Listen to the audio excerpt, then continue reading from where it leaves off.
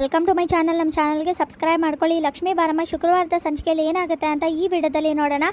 ನಿನ್ನ ದೂರ ಮಾಡಬೇಕು, ಹಾಗೆ ಲಕ್ಷ್ಮಿಯಿಂದ ನಿನ್ನ ದೂರ ಮಾಡಬೇಕು ಅಂತ ಎಷ್ಟೆಲ್ಲ ಪ್ರಯತ್ನ ಪಟ್ಟಿದ್ದಾರೆ ಅಂತ ಎಲ್ಲ ವಿಷಯನೂ ಕೀರ್ತಿ ಹೇಳ್ತಾಳೆ. ಹೇಳು ವೈಶ್, ಇದೆಲ್ಲ ಸುಳ್ಳ, ನಿನ್ನ ಜೀವನದಲ್ಲಿ ಇದ್ಯಾವುದು ನಡೆದಿಲ್ವಾ, ಇದೆಲ್ಲ ನಿಮ್ಮಮ್ಮ ಬೇಕು ಅಂತಾನೆ ಮಾಡಿರೋದು ಅಂತ ಕೀರ್ತಿ ಹೇಳಿದಾಗ, ಪುಟ ಇದ್ಯಾವುದು ನಂಬೇಡ ಅಂತ ಕಾವೇರಿ ಹೇಳ್ತಿರ್ತಾಳೆ.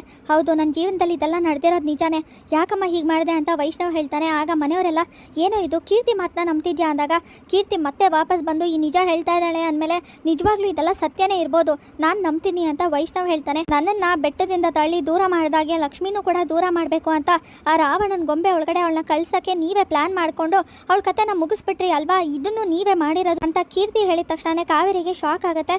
ಯಾಕಮ್ಮ ಹೀಗೆ ಮಾಡಿದೆ, ಯಾಕೆ ಹೀಗೆ ಮಾಡಿದೆ ಅಂತ ಕೋಪ ಮಾಡ್ಕೊಂಡು ಕೂಗಾಡ್ತಿರ್ತಾನೆ ವೈಷ್ಣವ್. ಪುಟ, ನನಗೇನು ಗೊತ್ತಿಲ್ಲ, ಅರ್ಥ ಮಾಡ್ಕೊಳ್ಳೋ ಅಂದಾಗ ಸಾಕು ನಿಲ್ಲಿಸೋ ನಿನ್ನ ನಾಟಕನ.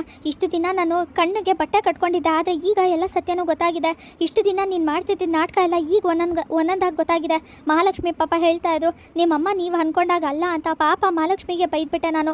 ಇವತ್ತು ಅವ್ರು ಈ ಪರಿಸ್ಥಿತಿಗೆ ನಾನೇ ಕಾರಣ ಆಗಿಬಿಟ್ಟೆ. ಅವ್ರನ್ನ ಹಾಸ್ಪಿಟಲ್ ಕಳಿಸಿಲ್ಲ ಅಂದಿದ್ರೆ ಉಳಿಸ್ಕೋಬೋದಾಗಿತ್ತು. ನೀನೇ ಅವ್ರಿಗೇನೋ ಮಾಡಿದ್ಯಾ, ಹಾಗಾದರೆ ಯಾಕೆ ನಾನು ಮಹಾಲಕ್ಷ್ಮಿನ ದೂರ ಮಾಡಿದೆ, ನನ್ನ ಪ್ರೀತಿನ ನನ್ನಿಂದ ಕಿತ್ಕೊಂಡೆ.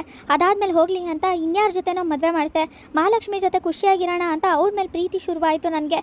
ಆದರೆ ಅವ್ರನ್ನೂ ನನ್ನಿಂದ ಕಿತ್ಕೊಬಿಟ್ಟಲ್ಲ, ಯಾಕೆ ಹೀಗೆ ಮಾಡಿದೆ ಅಂತ ಕೋಪ ಮಾಡ್ಕೊಂಡು ಕೂಗಾಡ್ತಿರ್ತಾನೆ. ಪುಟ, ನನ್ನ ಮಾತು ಕೇಳೋ ಒಂದು ನಿಮಿಷ ಅಂತ ಕಾವೇರಿ ಹೇಳಿ ಅಳ್ತಾ ಇರ್ತಾಳೆ. ನಿನ್ನ ನಾಟಕದ ಕಣ್ಣೀರನ್ನ ನಾನು ಯಾವತ್ತೂ ನಂಬಲ್ಲ. ಪ್ರತಿ ಸಲಿನೂ ಹೋಗಲಿ ಅಂತ ಕ್ಷಮಿಸ್ತಾ ಬರ್ತಿದ್ದೆ, ಆದರೆ ಇನ್ನು ಮುಂದೆ ನಾನು ಕ್ಷಮಿಸಲ್ಲ. ನನ್ನ ಪ್ರೀತಿ ಎರಡೆರಡು ಸಲಿನೂ ನಾನು ಕಳ್ಕೊಂಡಿದ್ದೀನಿ. ಇನ್ನು ನಿನ್ನ ನಾನು ತಾಯಿ ಅಂತಲೂ ಒಪ್ಕೊಳ್ಳಲ್ಲ.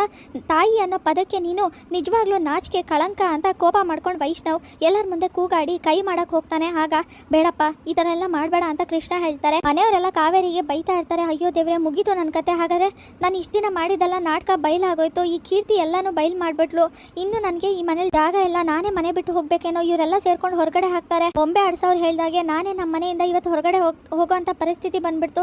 ಏನು ಮಾಡಲಿ ಅಂತ ಕಾವೇರಿ ಯಾವ ಥರ ಈಗ ನಾಟಕ ಮಾಡಲಿ ಅಂತ ಯೋಚನೆ ಮಾಡ್ತಿರ್ತಾಳೆ. ಇನ್ನೂ ನಿಮ್ಮ ನಾಟಕ ನಡೆಯಲ್ಲ, ಏನು ಮಾಡ್ಬೋದು ಅಂತ ಯೋಚನೆನೂ ಮಾಡಬೇಡಿ ನೀವು ಅಂತ ಕೀರ್ತಿ ಕಾವೇರಿಗೆ ಬೈತಾ ಇರ್ತಾಳೆ. ಇನ್ನು ಒಂದು ನಿಮಿಷನೂ ನನ್ನ ಮುಂದೆ ನಿಂತ್ಕೋಬೇಡ, ಇಲ್ಲಿಂದ ಹೊಟ್ಟೋಗು, ಮನೆಯಿಂದ ಆಚೆ ಹೋಗು ಅಂತ ವೈಷ್ಣವ್ ಹೇಳಿದ ತಕ್ಷಣ, ಪುಟ್ಟ, ನಾನು ಮನೆಯಿಂದ ಹೊರಗಡೆ ಹೋಗ್ಬೇಕಾ, ಏನೋ ಹೇಳ್ತಿದ್ಯಾ, ನಾನು ನಿಮ್ಮ ಅಮ್ಮ ಕಣೋ ಅಂದಾಗ, ಯಾವ ಅಮ್ಮನೂ ಇಲ್ಲ, ದಯವಿಟ್ಟು ಇಲ್ಲಿಂದ ಹೊಟ್ಟೋಗು, ನಾನು ಏನಾದರೂ ಮಾಡೋಕ್ಕೆ ಮುಂಚೆ ಇಲ್ಲಿಂದ ಹೊಟ್ಟೋದ್ರೆ ಸರಿ ಅಂತ ವೈಷ್ಣವ್ ಕೂಗಾಡಿದಾಗ, ನಾನು ಎಲ್ಲೂ ಹೋಗಲ್ಲ ಅಂತ ಅಳ್ತಾ ಇರ್ತಾರೆ ಕಾವೇರಿ. ಆಗ ವೈಷ್ಣವ್ ಕೈ ಹಿಡ್ಕೊಂಡು ಕರ್ಕೊಂಡು ಹೋಗಿ ಮನೆಯಿಂದ ಹೊರಗಡೆ ಹಾಕ್ತಾನೆ. ಇದನ್ನೆಲ್ಲ ನೋಡಿ ಮನೆಯವ್ರಿಗೆ ಶಾಕ್ ಆಗುತ್ತೆ. ಇಲ್ಲಿಗೆ ಶುಕ್ರವಾರದ ಸಂಚಿಕೆ ವಿಡಿಯೋ ಮುಕ್ತಾಯವಾಗಿದೆ. ಈ ವಿಡಿಯೋ ಇಷ್ಟವಾಗಿದ್ರೆ ಲೈಕ್ ಮಾಡಿ, ಶೇರ್ ಮಾಡಿ, ಕಮೆಂಟ್ ಮಾಡಿ, ಹಾಗೆ ಸಬ್ಸ್ಕ್ರೈಬ್ ಮಾಡಿ.